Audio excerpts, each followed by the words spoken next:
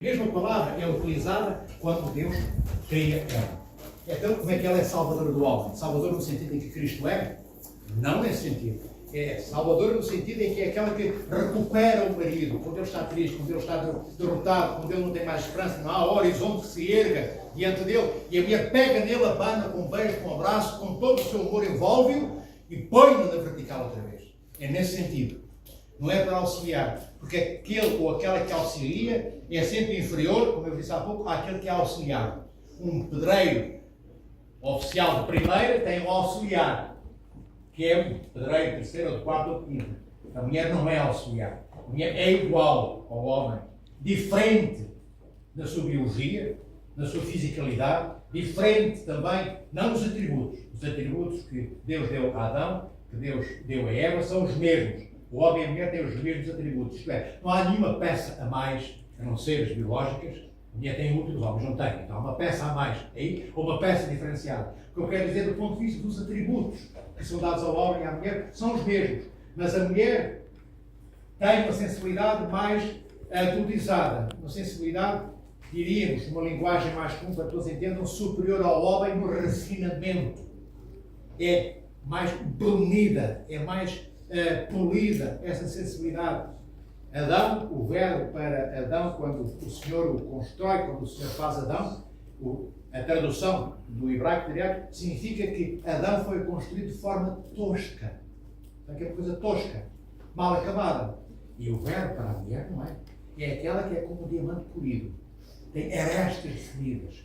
Espelha a luminosidade da natureza que envolve. Mas isto não significa, agora também, o oposto, que a mulher é superior ao homem. Não. Ela é totalmente distinta. Ela não se confunde com o homem. Nem o homem se confunde com a mulher. E quando depois é dito por São Paulo também que a mulher seja submissa ao homem, submissa não no sentido em que um escravo que dobra a cabeça e põe o pescoço no chão o é diante do seu senhor, do dono dos escravos. Não é nesse sentido.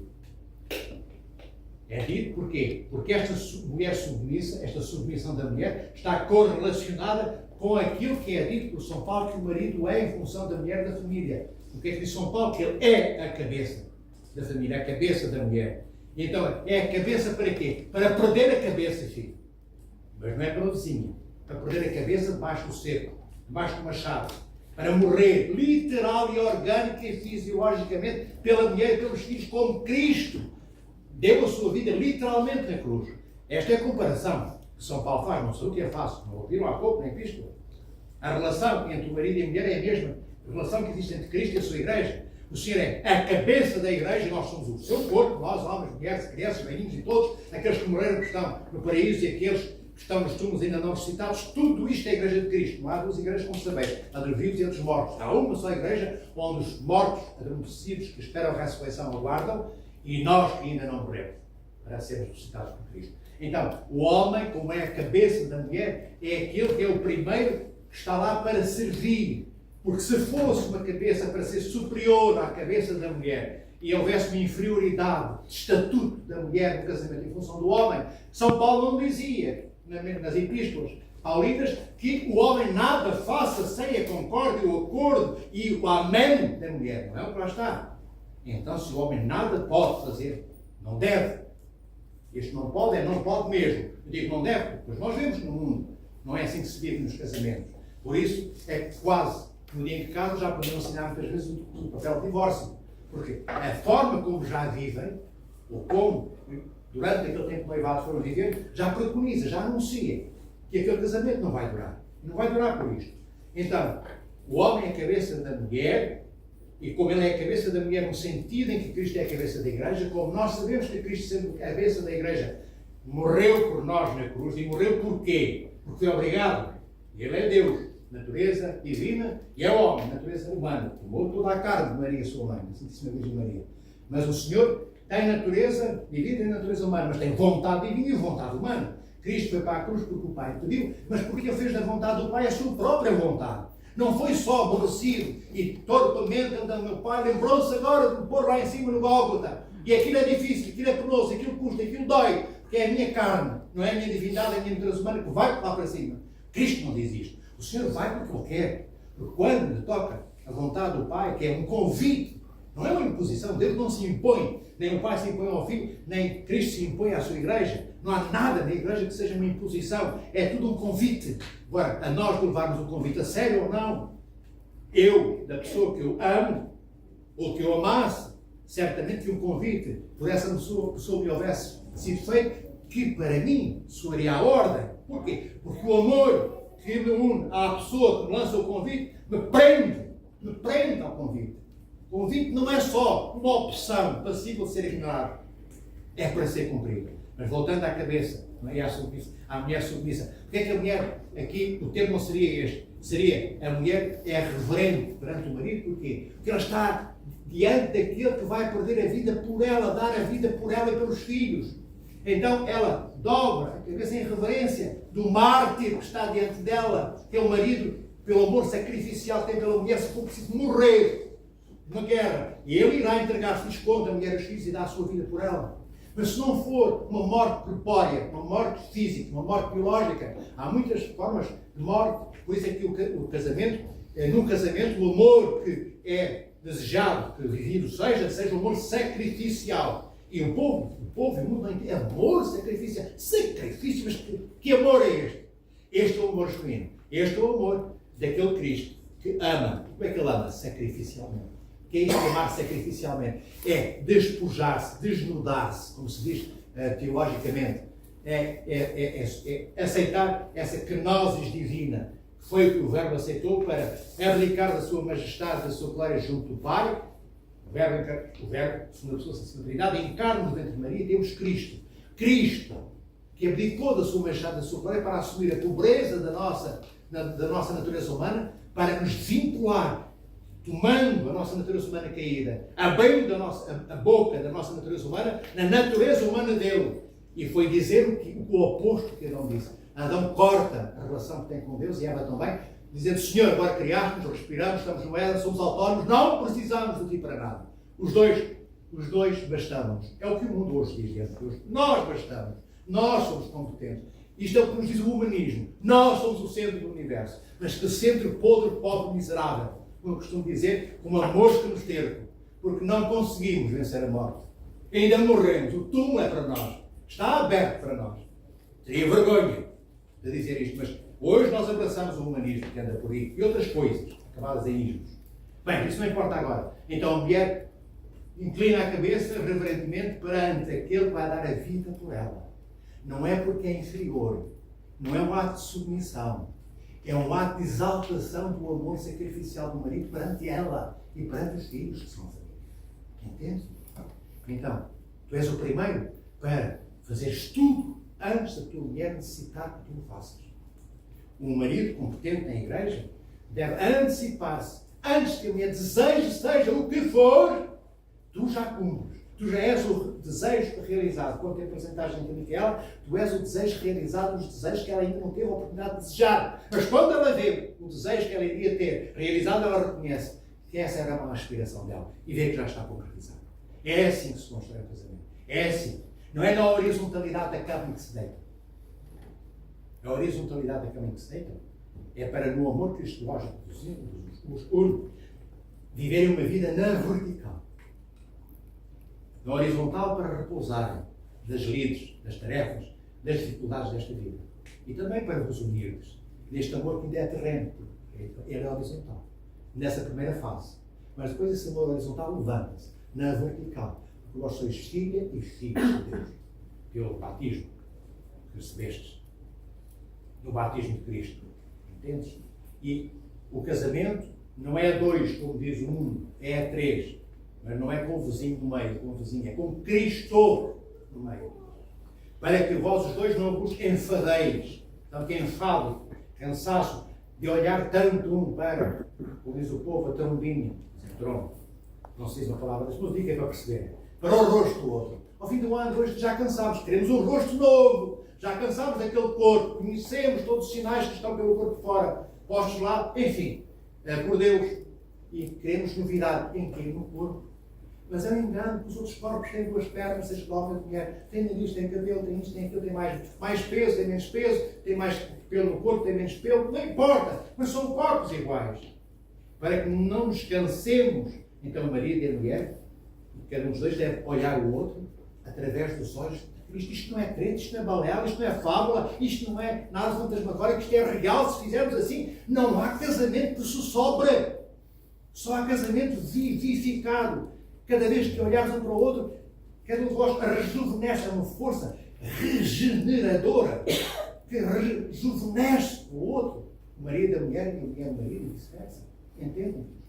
Então, temos que ter esse Cristo que vos deu o seu poder, partilhou hoje convosco o seu poder e a sua graça, para poderes herdar a bênção que se fez no casamento. Isto não é só um ritual. Somos doidinhos, mesmo ir para a praia, decidimos com 40 graus para dentro desta igreja de madeira, aqui com 52 graus se calhar, para estar cá dentro. Não, filho, estamos aqui porque aqui está o Senhor nosso Deus que vos convidou, que vos chamou, e vós guestes, e o Senhor partilhou tudo o que Ele é, tudo o que Ele tem, que é o seu poder convosco. E dar-vos este poder que é o dele, e a santidade que é dele, na medida em que vós quiserdes receber. E a medida em que vós quiserdes receber essa graça que é o poder de Deus, é a medida da dimensão exata que o Senhor vos dará.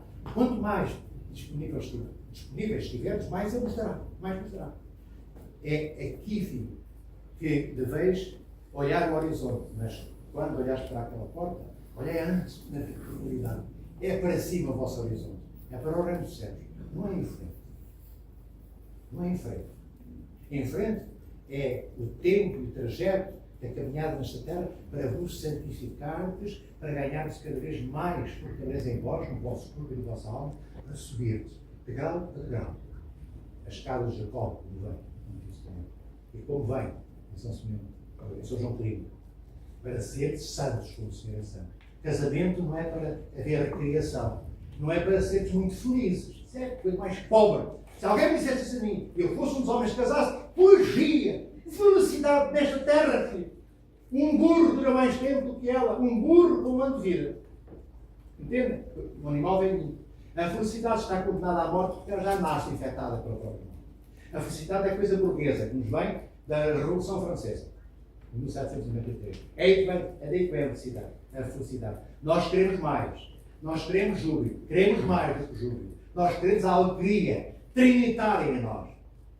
E como é que isso acontece? E porque é que a nossa Santa Teologia Ortodoxa diz que é no casamento que por excelência se espelha a vida do amor trinitário entre as pessoas, entre as hipóstases divinas, entre o Pai, o Filho e o Espírito Santo. É esse amor trinitário que deve ser espelhado no casamento. Porquê? Porque o casamento é o canteiro, é o lameiro fértil, onde estão todos os espelhos, refletores, para nele se refletir o rosto deste Deus triúnico. Um na sua essência, um na sua natureza, e três nas suas hipóteses, três nas suas pessoas. Bem, e de que maneira? Para que vós, ainda hoje, porque o mundo nos convenceu, e o mundo tenta convencer-nos, que nós somos pessoas individuais. Ou somos individuais no sentido de sermos corpos distintos. Um corpo de Miguel, outro corpo. O teu, Miguel, não é? Então dizem-nos que, como somos dois corpos, somos dois centros de consciência diferenciados e distintos. E assim aprendemos a viver. E vivemos assim, desta forma. E desta forma nos encontramos. Caminhamos, cada um na sua reta paralela, olhando para o outro, e nunca nos abraçaremos de toda a vida. Porquê? Porque a Santíssima Trindade não é e não tem três centros de consciência diferenciados. Não há consciência do Pai, eu quero dizer consciência do Filho ou consciência do Espírito Santo. Há uma só consciência, que é comum ao Pai, ao Filho e ao Espírito Santo. Não há três amores. O Pai ama, o Filho ama, o Espírito Santo ama, cada um da sua forma. Não, só há um amor. Eles são sintónicos. Há harmonia total. Plenitude absoluta nessa harmonia, nesse acordo, nesse amor. Então, na Santíssima Trindade, não há três pensamentos, nem três centros de consciência, nem três tipologias de amor. Só há um único pensamento, uma única consciência, uma única vontade. A vontade do Pai é do Filho e do Espírito Santo, e a vontade do Filho é do Pai, do Espírito Santo, o Espírito Santo é do Pai, do Filho, e assim tudo. Não acaba, não termina. Entende? Então, a Trindade já vive assim. Por isso é que não há tempo ao interior da Santíssima Trindade. Não há tempo, não há distância na comunhão. Não há distância na comunhão. Nós temos distância na comunhão uns com os outros. O que é que significa esta comunhão uns com os outros? A vida do meu irmão não me diz nada sobre isto. Nem quer saber dos problemas dele. São deles, não são meus. Isso significa a ausência total de comunhão. Então, como eu não tenho comunhão, eu tenho que viver esta temporalidade também de 80 anos, para que, por misericórdia, Deus deixe de ter 70, 60, 80, 90 anos, para que durante este tempo, eu que não comungo ainda com os meus irmãos, que não faço parte da vida deles, não quero que eles façam parte da minha, tenha tempo para ver se mudo de opinião, mudo de postura, mudo de ação, para começar a ser o oposto, em vez de ser força desagregadora que se afasta, ser força que se deixa atrair e atrai. É isto que somos chamados no casamento a fazer e também em igreja, filhos. Para depois, então, sermos espelho dessa similaridade. Começam a ser dois, visivelmente na carne dos homens, porque não temos natureza divina. Sereis realmente três, se aceitardes a bênção que o Senhor, que hoje está no meio de vós, desta forma específica do sacramento do matrimónio, vos deu, que é a graça, para poder ser mais do que aquilo que o mundo espera que vós sejais. Mais do que tu, Micaela, ou tu, Miguel, pensam que cada um de vós pode ser consumidor. Entende? Essa graça é para seres aquilo que é suposto ser transcendência em vós. É para não haver cansaço nesta vida. O Senhor vos dá esta missão, que é a força toda ancorada no amor de Deus. E então, para quê? Para que agora sendo dois, e três como Cristo, mas dois dentro dos homens, sois de Micaela e sois de Miguel. Mas quando aparecer o terceiro filho, porque essa é a vocação do casamento, ao interior da Santa Igreja Ortodoxa, o casamento não existe em ordem à procriação. Ou seja, traduzido por miúdos, não há casamento na Igreja Ortodoxa só porque se quer ter filhos. Mas cuidado, também não, a Igreja Ortodoxa não casa alguém que diga eu não quero ter filhos. Se disser isso, eu não caso. Porque isso é eu sancionar uma postura de egoísmo, de egocentrismo. O casamento na Igreja Ortodoxa é em ordem ao amor. As pessoas casam porque se amam e querem descobrir esse amor, que é só para centelha. O amor que nos traz ao casamento é pequeno, pequenino, não é o que penseis que é grande, não é. Ele tem tudo para ser enorme. Tocar o bem do céu. Por isso eu vos disse, olhai na vertical. Isto está em pé dele. Então, mas quando vier um terceiro, que é o vosso primeiro filho, primeira filha, então nós já temos um movimento de trinitário em vós. Já não são dois, são três. E aquele terceiro, que é o primeiro fora de vós os dois, ou o terceiro corpo, vai obrigar a que deixeis de olhar um para o outro e os dois olharem para aquela criaturinha pequenina. Ou seja, o amor que aquela criança é a expressão do amor que vos une. Foi por vos amardes que ele nasce. E depois ele é aquele que vos atrai para cuidares dele no amor que vos uniu para o gerardes. E o que é que daqui sucede? É que deixais de poder ser enfadonhos um para o outro. Se amarmos os vossos filhos, os dois, em simultâneo. Não há mais a possibilidade de seres egocêntricos. Só tu e Micaela, Micaela e tu. São os dois, Micaela e Miguel, e o filho. E aquele filho já costura a multidão. Costura os 8 mil milhões de pessoas que existem na Terra. Essa é a missão da família. A missão da família é ser polo transformador de toda a humanidade. Por isso ela é multitude. Não apenas na dualidade, mas no número 3. Vem com o primeiro filho, como todos os outros. Mas aquele filho não é só para ser amado no contexto da família consanguínea. Ele é já arauto, farol que ilumina o horizonte que devia estar dentro de vós, de todos aqueles que não são consanguíneos, do vosso sangue, da vossa mãe, da vossa família. Mas aquele filho anuncia o sangue de todos os outros. Sangue de quê?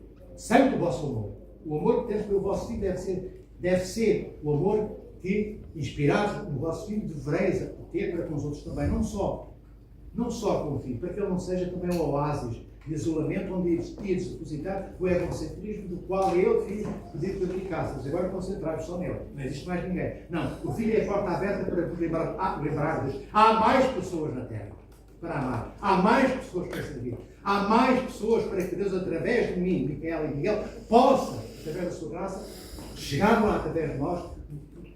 Como chegar através de nós, Miguel e Micaela? Do vosso exemplo. Das características do vosso amor. Os outros verão, daqui a 5 anos estão casados e não estão precisam conta. Daqui a 15, amam-se mais ainda. Daqui a 20, este custa a diferenciar aqueles que olharem para vós, mas são só via Micaela, via Miguel ou via os dois, não sei. Afinal, eram os dois, mas eles só viram um. Já não conseguem quase diferenciar os corpos, porque é uma só consciência, há uma só vontade em vós, há um só amor, há um só pensamento. É isto que deveis transportar como horizonte para toda a Igreja e o mundo inteiro. Claro que hoje tu pensas de uma forma e o Micael pensa de outra. Cada vez mais, entrar em acordo, mas não é acordo matemático. percentual 40%, aqui mais 40%, faltam 20%, agora andamos aqui a colar em espada com os espadachins. Quem vai conquistar os 20% que faltam ao outro? Não é isso. É cada um. Se o amor dos uns for cada vez maior, tu nunca vais querer impor, nem sequer a tua opinião comigo. E tu também não. Então, no final, não há nada para dizer, não ser beijo e abraço. E os dois fazem aquilo que só os dois podem fazer, que é unidos no mesmo propósito, trabalhando no mesmo trabalho. É uma ação de 4 braços, mas uma só ação. 2 cabeças, mas que pensam de uma só maneira. 2 vontades empenhadas, mas que são uma só. Entendem? Dá para entender? Este é o horizonte. E por aqui me fico, porque a igreja tem muito mais para vos dizer, mas o casamento, por vezes, não tem nada a ver com as coisas que o mundo por aí diz. Até as traduções estão erradas, né? Na própria Sagrada Escritura, neste Ocidente, que traduz as coisas mal, porque é um Ocidente racional, entendem?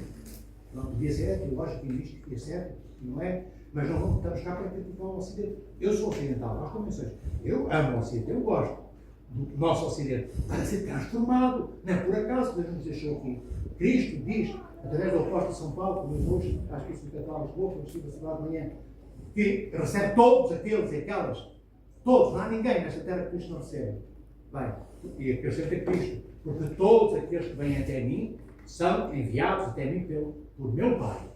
Agora, cuidado, não pensemos aqui, se eu sou bandido, sou ladrão, sou isto, sou aquilo, tudo aquilo que tu sais a imaginar de destinado pela vida e na vida, que Deus recebe, como somos, sim, para transformar, para nos curar. Ele é, como costumamos dizer, o médico do maior hospital do mundo, que é a igreja. Então nós chegamos tortos, cambalear, cegos, frouxos, na vontade. Mas se chegarmos com um coração humilde, o que é um coração humilde? Aquele que reconhece a fragilidade que tem, a fraqueza em que vive. E diz, Senhor, eu sou isto. E vim aqui porque não sei o que fazer com esta coisa que sou eu. Mas é para tu cuidares de mim. E o Senhor transforma, transfigura-nos. E então nós passamos a ser o quê? Aquilo que as pessoas pensam que nós não devemos ser. As pessoas não querem deixar-se transfigurar, porquê? E então vou perder o meu caráter. Vou perder a minha personalidade. Claro que sim. Porque a personalidade que eu tenho no meu caráter são lixo. A minha personalidade no meu caráter de hoje foi aquela que eu permiti que o mundo à minha volta me moldasse. Meus pais, meus familiares, a minha família periférica, a minha idiosincrasia toda, porque eu não fui isolado dentro de um buraco. Os meus professores influenciaram os filmes que eu vi, as telenovelas, os livros que eu li, os que eu não li, a forma, as praias onde fui, os bailarinos onde estive, tudo isso ajudou a forjar a minha personalidade, o meu caráter. Então, o caráter e a personalidade mudamos. Agora, fazemos espaço em nós. Dizer, Senhor, isto é o que eu sou, estou pronto. E isso que me ajudaste a esclarecer-me de toda a tralha que eu tenho, transporte, para que tu me devolvas o temperamento, o caráter, a personalidade que me deste como potencial no dia em que me criaste.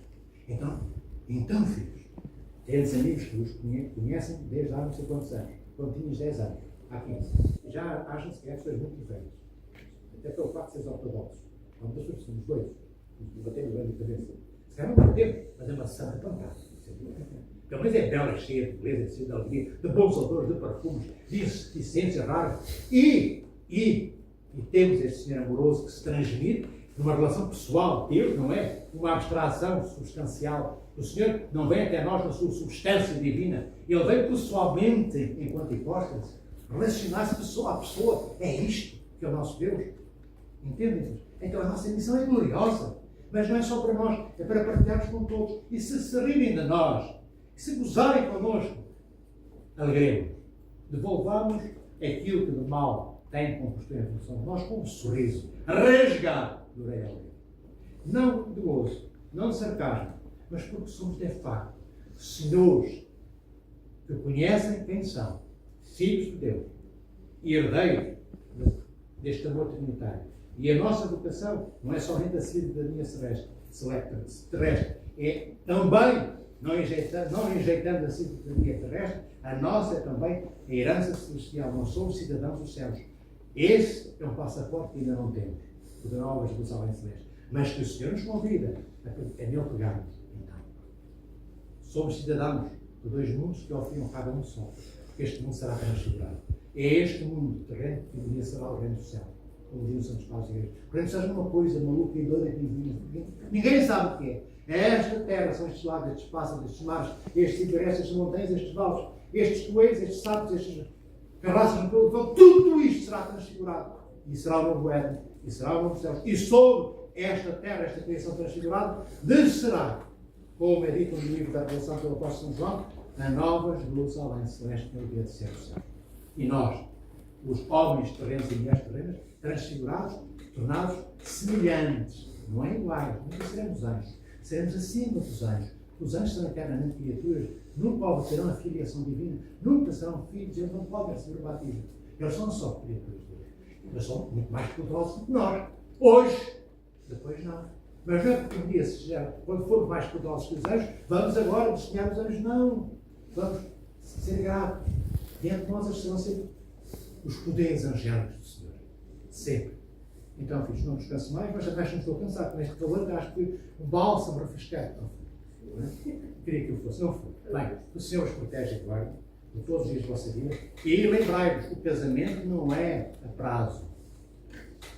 Na era ortodoxa é possível conceder uma terceira oportunidade para, isto para aqueles que não sabem, não sabeis, mas não é porque o casamento é prazo. O casamento é eterno só a um. Tanto que o segundo casamento não tem coroação, por exemplo. Não tem as 3 voltas em torno do altar. Chamam-se casamentos, matrimónios penitenciais.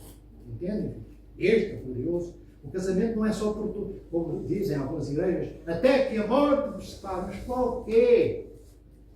Até que a morte vos una de uma forma ainda mais visceralmente e intrinsecamente amorosa. O casamento é eterno. Não terão filhos no reino do céu, não. Não tereis relações sexuais no reino do céu para aproveitar na terra. Com todo o vosso mundo. Sim, isso é muito importante. Mas um dia deixará de ser importante. É no primeiro momento da vida do casamento. Depois não deixa de ser importante. Mas não é uma necessidade organicamente a maiores de todas as prioridades, entre as prioridades todas que o casamento tem, das quais é repetido. Faz parte do tema. Entendem? Mas não havia relações sexuais no Éden. Só há relações de amor, de intimidade, depois, quando Adão e Eva são expulsos do paraíso. Porquê? Porque tem que haver um princípio de eternidade geracional. Porque o homem passa a morrer, Adão morre, Eva morre, mas na geração eles começam a ser eternos. Porque ele morre, mas o filho permanece.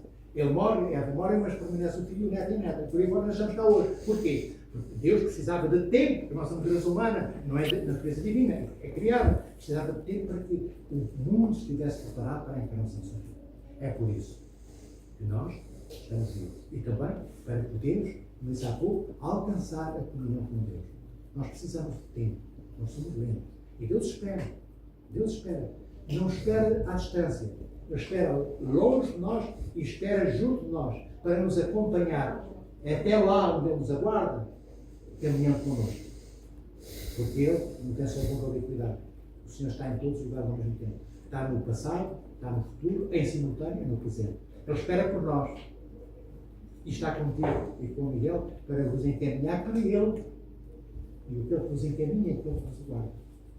Um beijinho grande para vós. Agora, aqui, vão ensinar o que é que durante 2 horas. Não, é só para ter uma ideia para poder falar das coisas. Bora.